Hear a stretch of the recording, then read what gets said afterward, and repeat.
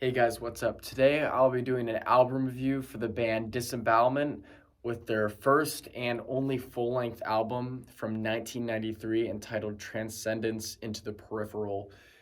This originally came out, like I said, in 1993 on Relapse Records.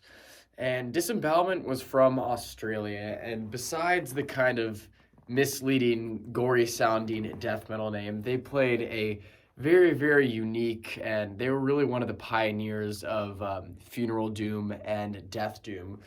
Their sound combines a little bit of traditional death metal and even a little bit of grindcore, and it's mixed with a lot of atmospheric, just doomy slow guitar riffs and really, really creepy and scary sounding clean parts. Now, when it comes to this band, I would definitely consider this kind of like the inception of funeral doom. Disembowelment, along with some of the Finnish bands like Thurgothen and Skepticism, really pioneered that genre. And this is definitely not like traditional death metal that has doom influence. It's definitely nothing like Autopsy. It's not just regular death metal with slow riffs. The doom is really, really present, and it's a heavy, defining part of their sound. Um, the most normal death doom band I would say it sounded like for the time was I could definitely hear incantation influence on here. But other than that, this is a record that is very, very original. And like I said, it pretty much just launched the whole, like defined the whole funeral doom sound. And the first track on here is a really good showcase of what Disembowelment has to offer.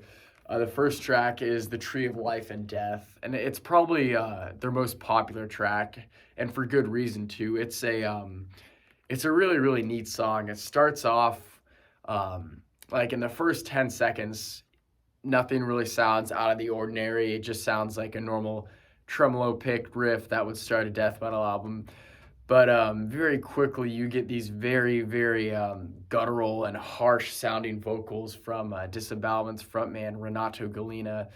And then after the first riff, you're treated with a very classic Disembowelment style sound. There's these really abrasive blast beats on the crash, and the guitar is just playing this really beautiful but also very, very creepy, clean passage. Then the song breaks into some just down-tuned tremolo picking with monstrous vocals. That is a really good track. It builds very, very well. And this is just really creative music. It's very, very outside the box, especially for the time that it came out. In 1993, nothing like this had come out yet.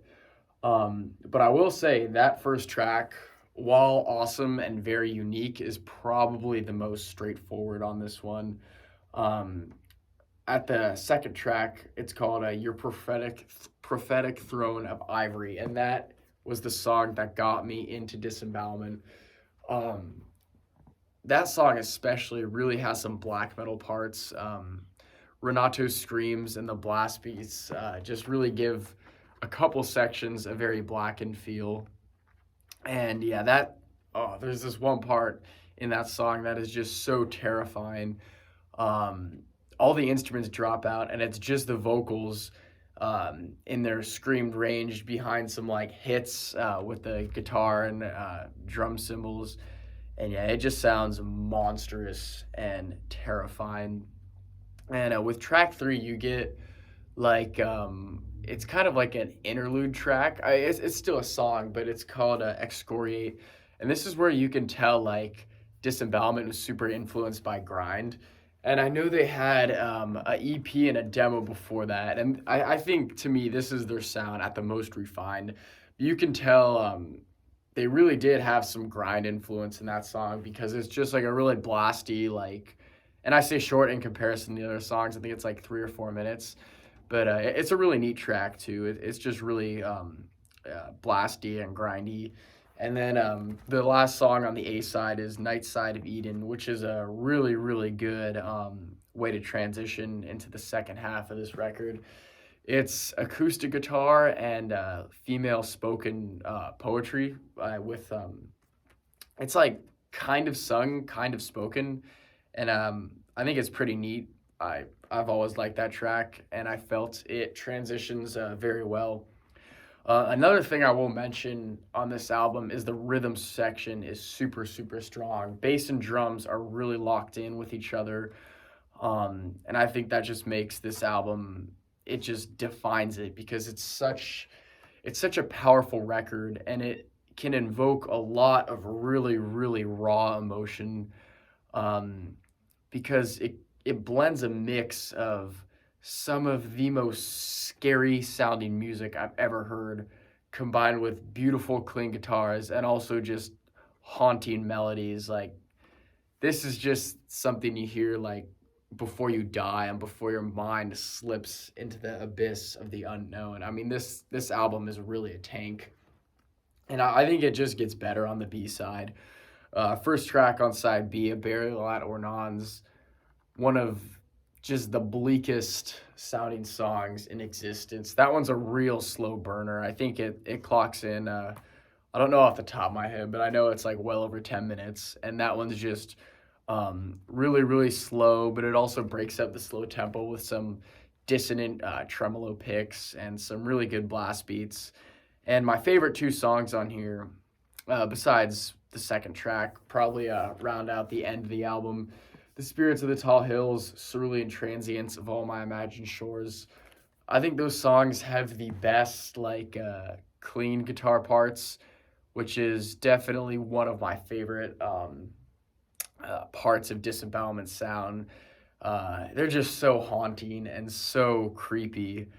Um, there's this part, I want to say it's in Cerulean Transience of All My Imagined Shores. Um, yeah, it is in that song because there's actually double bass on there, like bowed stand up double bass, and I think it was played by the drummer's brother. I want to say, I'm trying to look at the credits. Yeah, Tony Mazziota. I think that was the drummer's brother who played stand up bass, and it's bowed, and it sounds really good. I remember seeing it in the credits, but I could not figure out where it was because I was thinking it was going to be like finger picked, but it's really bowed and it sounds a lot like a synthesizer. And that's at the end of the last song. And yeah, that's just a haunting, haunting outro for this album. And I think what sets this apart from other Funeral Doom records is there's like really high speed blast beats on here, which is kind of interesting. The tempo stretch is a lot wider than a lot of other Doom bands. Um, there's been times where I get super into Doom and other times where I am not that into Doom, but this album is always spinning on my turntable. I'm at a time right now where I'm not really listening to a lot of Doom, but this is always an exception. I love this album, and I kind of hope to get back into it. Sometimes I just find myself getting a little bored and I don't have the patience to sit through some of the slower tempos and the longer records. But you will not, or at least I did not have a problem with this album. It clocks in at about an hour, but the songs are really, really entertaining, and I definitely do not get bored during it. It's also like really artsy, just in songwriting and in lyrics. I feel like this is like what would happen if the theater kids in high school were tasked with writing a death metal album. And I mean that in the best possible way because it's just like really artsy kind of that style of death metal. And there's some really, really like good lyrics on here. Like I said, that the transition track is like spoken poetry, but there's also a line which I think it is in track 3. Yeah, it reminds me of like something from like Macbeth, like something Shakespeare would write. Yeah, strip and scalp your nails, your hands hemorrhage continuously, numbness will then follow until the pain is overwhelming. I really like that line, especially your hands hemorrhage continuously. Like that just reminded me of Lady Macbeth and Shakespeare. And I mean that's really like up the alley of this band. It's like really artsy, really dark lyrics that are done really well. I'm gonna give this album a 9.5 out of 10. There's really no reason. I mean, I guess I could give it a perfect score, and I don't have any complaints about it. But at the same time, um, I do think it's not like in my top 20 favorite albums of all time. It's definitely in my top 50. But I really, really recommend this album.